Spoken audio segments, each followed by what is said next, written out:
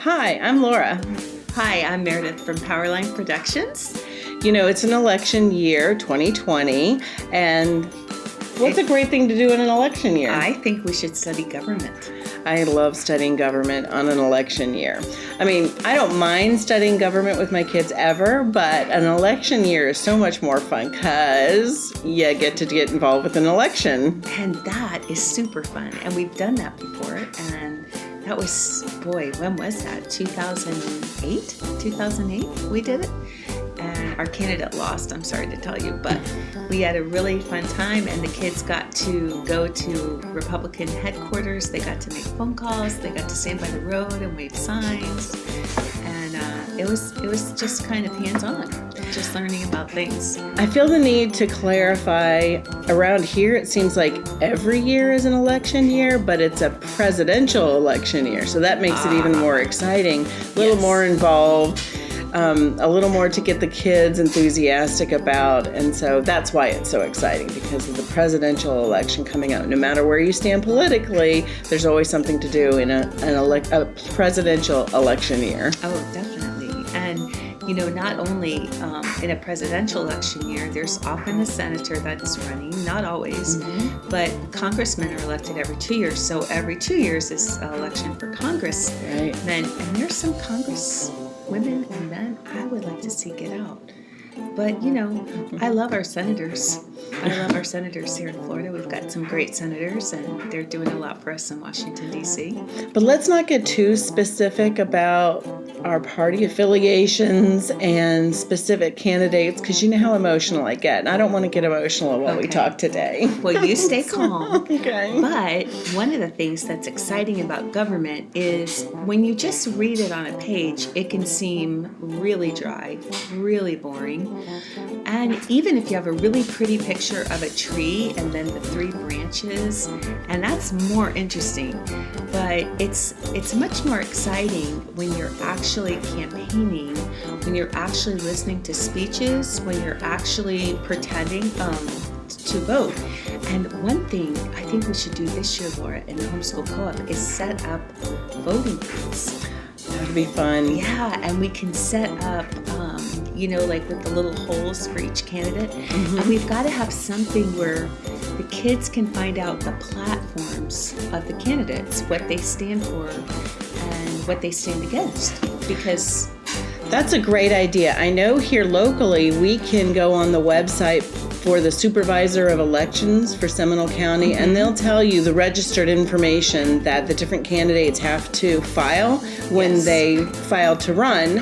And so that would be a place. But there's also so many other different resources you can tell your kids about, to look up the candidates in your area. And so you really can do some fun research to look into what these people are standing for. Yes, and isn't there a Christian one? Is where it they Christian Coalition? Isn't that what they call themselves? I think it is. And they tell, like the candidates pro-life and different things like that. That matters to me.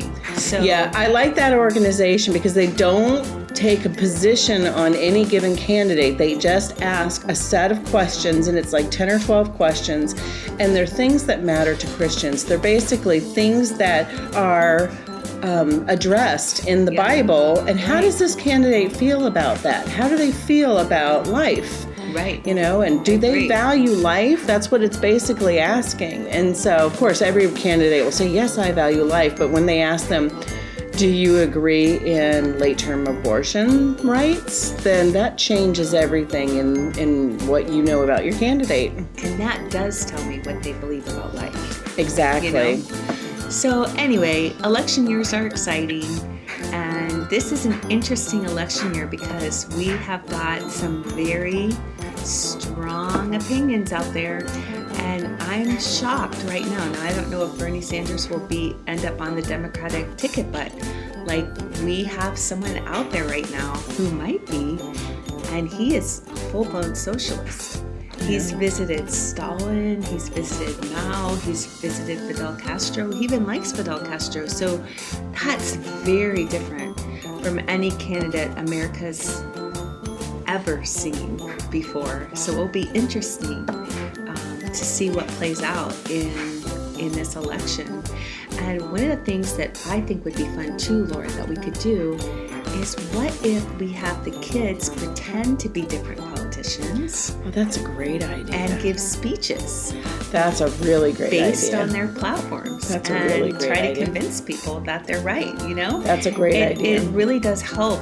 Whether you agree or don't agree, it helps to understand the political process? Yeah. Yeah. And all of that. So we did a government class years ago. Did we sell the book? Well, the book is almost done. I don't know when it will be for sale, but it is 85% done. Yeah. So coming soon, we have a book. It's actually geared towards middle schoolers, but it gives them a lot of the basic information about government, but it has activities involved in it. And so we had a lot of fun doing role playing, playing games, just doing different things that made government more tangible for the kids and real for them. And so now all those same kids are high school age, and we really need to give them the government lessons at a high school level, because it's important that the kids understand the process and how it works and how our government is structured. They will make intelligent choices for the leaders who will control our lives when we're older. So we want our kids to have a good understanding of what their choices mean and what will happen. I have a past where I worked for the federal government, so I've seen a different angle of it than a lot of parents have seen. You worked for the federal government too at a different angle. I did. I worked for the public health department with the Bureau of Indian Affairs, so I actually work with different nations, tribal nations, and I was in a hospital where they would send different tribes that the clinic out on their reservation couldn't take care of them. So I had the privilege of meeting so many different Native Americans, and just getting to know the uniqueness of their tribes, their nations. So it was pretty cool. But yeah, one thing I found working for the government, there's a lot of government waste. Oh yeah, that's what I experienced too. So is there ever a candidate, who could be elected and just sort of trim everything? I don't know. I don't even know if they have the power to do that. I don't know either, but it would be cool to find out. Well, anyway, it is a great year, and it is exciting, and I really encourage you to think about studying government somewhat this year. And we're always just one generation away from losing our freedom.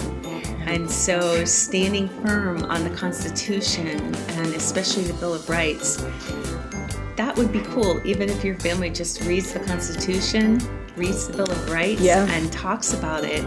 But hey, why not go all the way and have a government class and work for a political campaign? And parents, don't feel intimidated if you feel like your government studies have not given you enough information. This would be a great time for you to learn with your kids. It's a subject we can all benefit from learning about at any age, so I encourage it. Well, there you have it. Bye-bye. Thanks for joining us. Bye.